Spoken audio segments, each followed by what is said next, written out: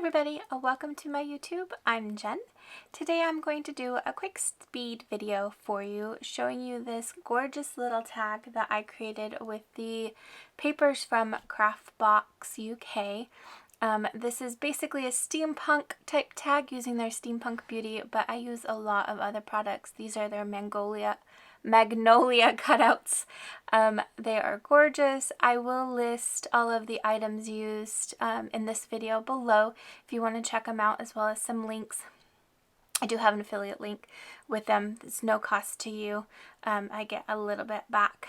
But I am on their design team, so I was provided these papers, well, some of these papers, a lot of them I purchased as well, to make some creations for you. So I'm going to go ahead and do just that. This is their Ephemra book. I really like this book, so definitely highly suggest them.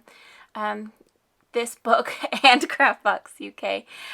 Anyways, I'm gonna play a little bit of music, let you sit back and relax. I had absolutely no plan when I was doing this other than just to make something on this little chipboard tag that I got from Darkest Raven Design in one of our box swaps. And of course these papers that are purchased and provided to me from Craftbox.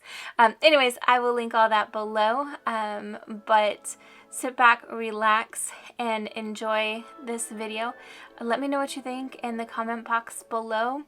Like I said, there's really not too much to it. I just cut out papers and I glue them down. I also do use a little bit of washi, which you can get from the washi shop, or Craftbox sells some kinds of washi. I don't know exactly if they sell this kind exactly, or you can get them on Amazon, so, or just about anywhere. So definitely enjoy this video. Let me know what you think, and thanks for watching.